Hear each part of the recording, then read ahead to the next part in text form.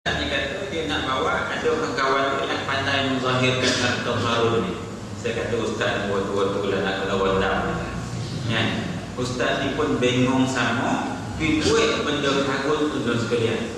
Jadi mana kata ustaz ni membenarkan apa yang keluarga tu buat, dan ustaz ni menafikan apa yang imam tu cakap dengan hujah yang daripada dia kan. Tuan-tuan dan sekalian, kita dah sibuk dengan harta karun, sibuk dengan sesuatu yang kalau kita tengok dalam Quran, karun di seorang yang dilaknat, kita sibuk dengan harta seorang yang dilaknat. Kita sibuklah dengan nak tarik duit. Bagi saya dah nak tarik duit, saya pun tarik duit juga. Masukkan keluarkan duit. Apalah susah kan? Siapa kata kita tak tarik duit? Saya pun tarik duit. Tuan-tuan tarik duit tak? Tarik juga. Masuk, keluar duit tarik. Tak nak tarik, bagi kat saya tolong tarik. Kan? Tak ada masalah apa. Jadi kita ni cerotik sikit. Agama turun kepada kita, bawa satu kesempurnaan. Agama turun kepada kita nak ceritakan tentang apa yang perlu kita bawa ke akhirat semua. Bukan agama turun kepada kita nak ceritakan tentang apa yang kita perlu cari untuk dunia. Untuk dunia kita cari dengan apa yang kita sedang buat, itu yang diberi Tuhan. Mau kata itu tak ada masalah apalah. Kita tak payah minta sedekah. Kita hidup tak pernah menyusahkan orang. Maka tuan-tuan sekalian, yang disuruh oleh Allah Ta'ala ini, kita jadikan orang-orang baik ni kawan kita untuk dia nak tolong kita. Itu sebab Allah pesan dalam surah Al-Kahfi, bila kamu dengan orang-orang yang menyeru pada jalan Tuhan ni, kamu sabar. Sebab kamu punya kelemahan, kamu punya kejahilan, kamu punya kebincangan dalam hidup. Orang inilah nak betulkan kamu. Orang inilah nak respect kamu. Maka tuan-tuan sekalian, itu sebab Nabi dia bawa contoh Sayyidina Umar. Ketegasan Sayyidina Umar ni, sehingga kan Nabi kata, wa ma lahu finnas min sadiq. Dia ni kawan pun tak ramai. Kenapa? Ketegasan dia dalam nak betulkan tiap orang yang dia temui. Silap sikit dia cakap direct. Mana kata bukan Sayyidina Umar ni tak ada sifat, bukan kita kata dia tak ada sifat bil hikmah, ada, tapi cara dia. Sebab ketika tu tuan-tuan kita tengok kemelampauan orang ni mana. Tu sebab dia mengisytiharkan adanya tarawih 20 rakaat dia lah. Sayyidina Umar lah mengisytiharkan 20 rakaat dan berjemaah tetap selama sebulan di masjid. Sayyidina Umar kenapa? Kelalaian teruk dah zaman dia selepas peninggalan Nabi SAW. Jadi kalau dia tak ubah tu, seolah-olah dia tak ikut apa yang Nabi buat, apa yang Nabi suruh. Dialah yang mewajibkan, dialah yang mengisytiharkan penubuh di masjid berjemaah 30 hari 20 rakaat tiap malam. Ketegasan dialah sampai ke kita hari ni. Mana kena sekalian? Kenapa zaman dia tu makin teruk? Yang dia nak perbetulkan semua orang, bermula nak betulkan orang ni ke mana? Ke masjid.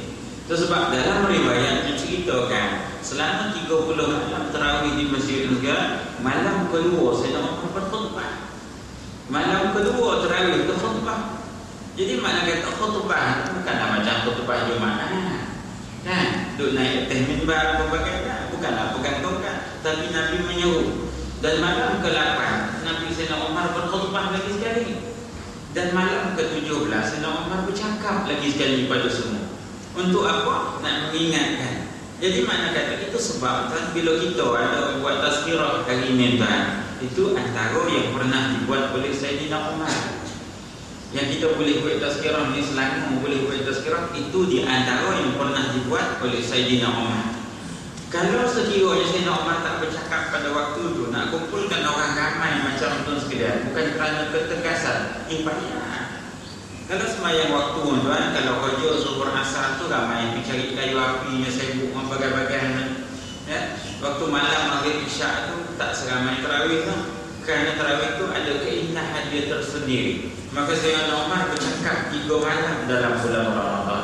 Dan dalam satu riwayat lagi, Sayyidina Umar bercakap pada malam 27 Ramadan Sayyidina Umar cakap. Jadi tujuan Sayyidina Umar cakap, ulama-ulama itu bahas. Tujuan nak cerita, kata sebab nak memberati. Kerana malam itulah diyakini berlakunya Lailatul Qadar. Ini dalam satu riwayat. Mana kata sekalian, apa yang kita buat ni pernah dibuat oleh Sayyidina Umar. Begitu maksudnya. Itu sebab kita ni dengan orang-orang yang nak betulkan kita kena sabar. Sebab dia nak betulkan kita, memang kita tu buat silap, maka dia nak betulkan. Itu yang ketiga. Dan yang keempat, kata ulama, hendaklah kamu beristiqamah pada amalan-amalan dalam agama. Yang keempat, kita antara amalan-amalan dalam agama ni kita istiqamah. Seperti mana Allah Subhanahu wa taala berfirman dalam surah Al-Jin ayat ke-16. Allah kata, wa an law istaqamu ala tariqati la asqainahum ma'an ghadaqa. Allah sebut sekiranya mereka tetap beristiqamah, kata Allah. Kiranya tentang kita yang beristiqamah, kita datang tiap-tiap malam bulan Ramadan sampai bila sampai malam besok. Bukan takkan bulan Ramadan kita sambung lagi habis Ramadan, kita tahu datang ke masjid. Sebab yang kita datang di masjid. Maka Allah kata sekiranya apa yang kita buat ni kita istiqamah, kita nampak hikmah dia. Fadilah yang Allah Subhanahu wa taala bagi dengan sebab istiqamah. Maka di atas jalan Islam itu kita istiqamah, kata Allah, niscaya akan kami berikan kepada mereka air agar mereka mendapat rezeki yang banyak. Maksudnya, kalaulah tuan-tuan istiqamah ini menjadi cara hidup kita, Allah Ta'ala akan berikan kepada kita rezeki yang berlimpah ruah, baik kepada keluarga, baik kepada individu, mahupun dalam masyarakat, mahupun dalam negara. Rezeki yang melimpah ruah Allah Ta'ala janjikan. Tak nampak ke kita juga? Kan mana-mana negeri Islam, mana-mana pemerintahan Islam yang dia beristiqamah, tuan-tuan sekalian, kita nampak Allah makmurkan negeri dia, Allah Ta'ala tambahkan kebaikan, rezeki ditambah Allah, kita tak nampak. Kita tak nampak kok, kita tak rasa dalam kekeluargaan atau diri kita sendiri.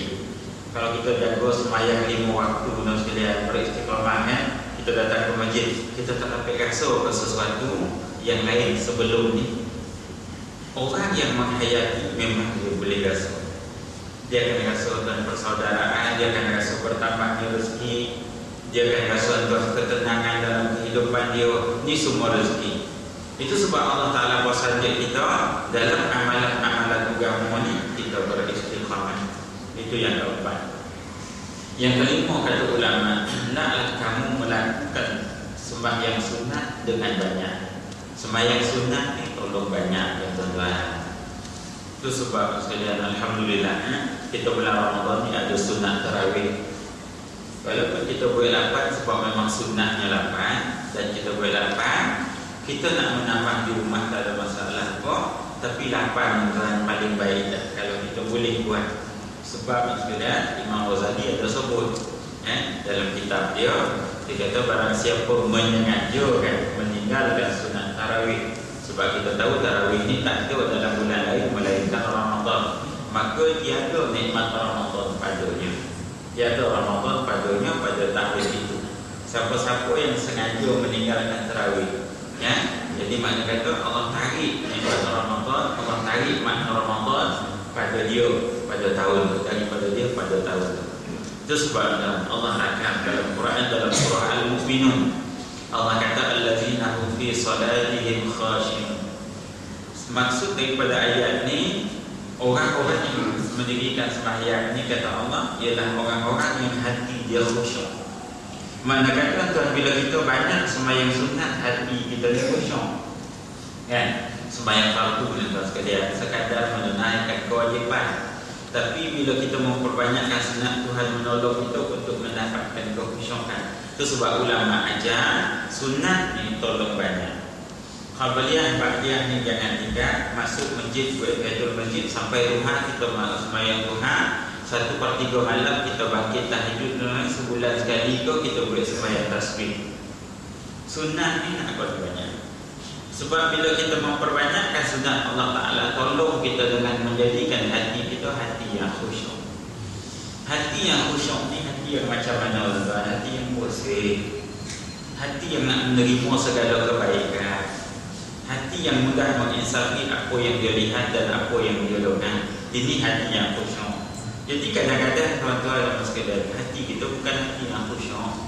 Apa yang kita dengar, kita boleh tak tahu lah. Apa yang kita lihat, kita boleh tak kisah pun setelah kita melihat. Mana kata